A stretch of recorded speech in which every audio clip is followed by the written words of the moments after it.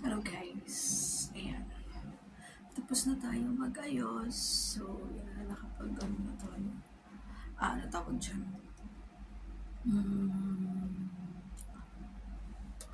Paglagay ng anik-anik sa face. Ito nga pala yung bago kong room. Kasi bago na yung aking amo. So, ayan ang aming bed. Unlike before, medyo masikip. So, sarado ko muna ang aking cabinet. Ayan. Tapos, ito ang aking view sa labas. Ayan ang aking window. Ayan. Kita niyo ba? Ayan, guys. See? Ayun, sa baba. Diba? Medyo naguluhan ba kayo, guys? Yan, ito ang bagong place na trabaho sa, ano naman ako, sa ibang lugar ng Hong Kong. So, yan. Meron ako ditong, meron ako ditong tubig. May ano pala, hindi ko pala hindi ko dito. Ay, natanggal. Yan, bago akong tubig. Parang din ako lalabas.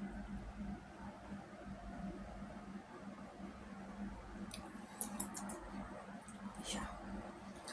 So, yan. O, diba? Yan ang aking bed. Yan. Tapos, ayan ang aking book. Yan, may Bible ako kasi nag-study ako sometimes. Thank you, guys! Yan, diba? It's 10 na ba? So, ganyan ang life. Hello, guys! Anyway, meron akong kwento. Diba? Ayan. Nung nagbakasyon ako pauwi ng Pilipinas, hindi natin inaasahan na aksidente na tatama sa atin is may pimples pala ako, guys. Sorry naman. Tapos, yun, etong may ng pimples, yun yung na-aksidente ako sa Pilipinas na actually dadalaw lang ako sa ospital, may bibisitahin lang ako. Kasama ko yung kapatid ng boyfriend ko. Tapos, yun, nasa tamang tawi na naman kami, guys, nung time na yun. So, malayo pa lang nag-sign na kami, natatawid kami. Eh, yung tricycle na may dala siyang, may laman siyang guys, may laman siyang soft drinks. Diba? Pagtawid namin, ang bilis ng pangyayari. Hindi ko akalain na mahahagip ako. Yung kasama ko, nabitawan niya yung kamay ko. Pagharap ko pagtingin ko sa right ko, nandiyan na yung tricycle. So, ang naramdaman ko na lang is parang may mainit. Parang mainit lang. Yung dito ko pala may gas-gas. Tapos, ayun, tinayo ako nung kasama ko. Pag tayo ng kasama ko, ako pa yung nagsabi sa kanya na, kalma ka lang. Kasi siya yung nag-hysterical. Ako kalma lang ako nung time na yun. Tapos nakita ko lang is, parang nakaramdam lang ako dito ng konting init. Pero hindi siya yung mainit na may tumutulong dugo. Kasi di ba yun yung usually mararamdaman natin pag na-aksidente tayo. And then, yung ayan, yung hands ko, tsaka yan, nagsugat siya tapos sa daliri ko, may sugat din. Tapos tinayo na ako nila, pinaupo nila ako. Kasi sa hospital din, buti nga hospital din ang punta din namin. Hindi naman sa buti, hospital din ang punta namin ng time na yun. So, nakita na kami ng guard, nagtumawag na ng mga nurse, pinaupo ako nila. Tapos yung kapatid ng boyfriend ko, nag-hysterical siya. Tapos sabi, wag daw paalisin yung nakabangga sa akin, kanya. Hindi naman actually umalis, pero siya nag-hysterical. Tapos sabi ko sa kanya, ate, okay lang ako, kalma ka lang. Tapos sabi pa nung nurse sa akin, ma'am, ikaw ang na-aksidente, tapos siya yung pinakakalma mo. Sabi ko kasi alam ko naman kung ano yung nararamdaman ko. Tapos alam niyo, sabi sa akin ng isang nurse, ma'am, may guardian angel ka. Sabi sa akin ng gano'n. Alam mo, naniwala ako doon, binantayan ako ng nanay ko. Kasi di ba last March 2, kamamatay lang ng nanay ko, umuwi ako ng Pilipinas din. So yun nga sinabi sa akin. Tapos yung tinawag na yung nurse, kumuha na sila ng wheelchair. Pagkuha ng wheelchair, pinakit ako kung kaya ko daw maglakad. Tapos kinakausap ako nila. kumbaga, inaalam nila yung sitwasyon ko.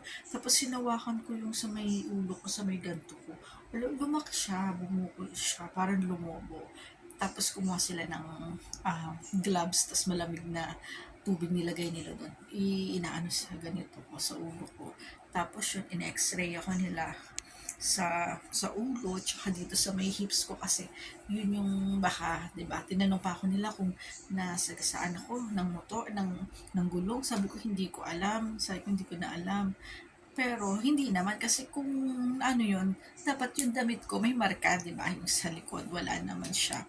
Tapos yun, tinanong ako nila pangalan ko, nakasagot ako, nakapirma pa ako. Kaya sabi nga ng doktor sa akin, tsaka ng mga nurse is, hindi critical yung naging situation ko kasi hindi ako nawala ng malay, hindi ako sumuka, hindi ako nahilo, nakausap ako nila na ayos. Kaya, naano talaga ako na meron akong guardian angel. Tapos yun, may mga dumating na mga pulis. Tapos, syempre naawa din naman ako doon sa nakaano sa akin, sa nakabangga din sa akin. Kasi ano siya, tomboy, naghahanap buhay. Kaya sabi ko sa kanya is, hindi naman ako magdidemanda or something, naiintindihan ko. Basta, ang inano ko lang din sa kanya is, yung bill na sa hospital, sagutin niya. At saka, sabi ko, ipag-pray mo na walang masamang mangyayari or result sa akin. Kasi syempre, pag ganun, maapektuhan yung trabaho ko. Ay, dapat ang balik ko dito, 2 weeks lang ako, inabot ako ng 3 weeks Pilipinas. Kaya ayun. Na just bago ako malis, nagpa-CT scan ako, okay naman siya. Kaya, sa inyo guys, double ingat. Ang accident hindi natin inaasahan yan. Tsaka I'm thankful, may guardian angel ako. Nandiyan ang nanay ko, nag-guide sa akin, pati yung anak ko. Kaya I believe in. Hello guys! Ayan, nakita nyo iba na yung pwesto ng aking kwarto. Kasi nasa ibang amo na ako. Ano ba yan? Yung buko pala. Pala siya na isama. Nasa ibang kwarto na ako. Ayan, pahinga ko na. So, nakakapanibago. Adjust tayo sa bago nating work. Pero okay lang. Ganun talaga ang life. So, napuntahan ko ngayon. Ang kasama ko sa bahay is 2 lang. Matanda. Couple silang 2. Tapos, yun lang. Maselan.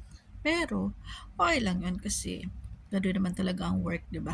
Mag-a-adjust tayo sa work.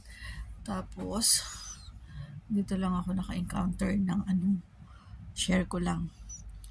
Ang isda, pag nililinisan, tinututbrushan siya. Yung pinaka-tiyan, tinututbrushan, guys. Di ba? Saan ka nakakita ng ganun? Dito lang. Talaga naman, sobrang linis. Yung sa sobrang sela nila, pati isda. Talagang walang takas. Tapos, kailangan laging hugas kamay. Kaya guys, alam nyo na, ang mga gusto mag-abroad, lalo na mga first timer guys, i-ano nyo yung sarili nyo,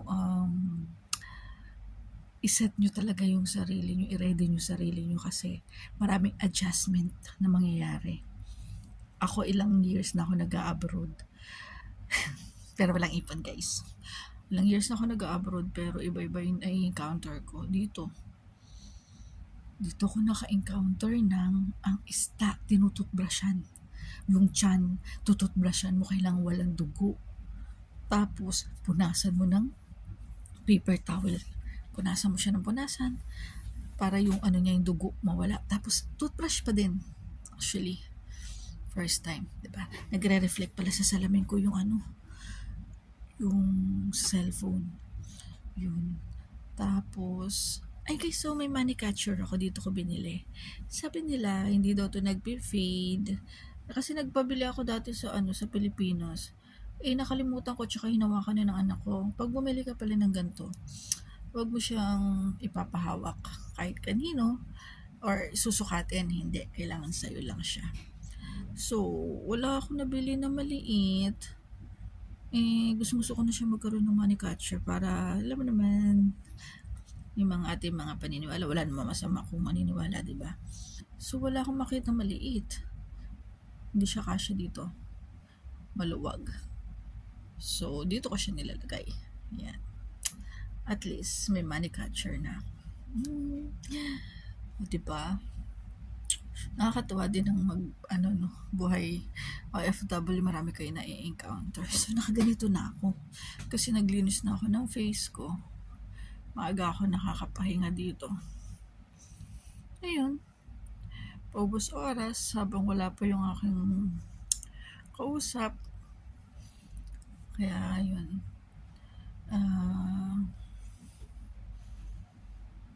Nakakatamad minsan kasi walang masyadong gawa dito. Mas marami ang pahinga kaysa sa trabaho.